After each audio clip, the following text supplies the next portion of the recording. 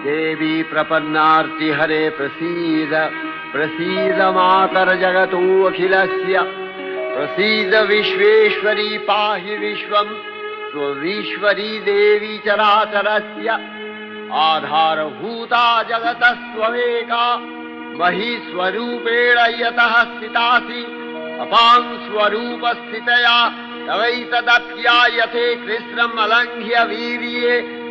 त्वं वैष्णवी शक्तिरनन्तवीर्या विश्वस्य बीजं परमासि माया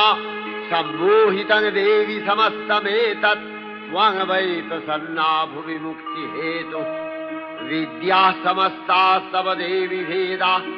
स्त्रियः समस्ताः सकला जगत्सु तवैकया पूरितमम्बयैतत् का ते स्तुतिः सद्य परापरोक्तिः सर्वभूता यदा देवी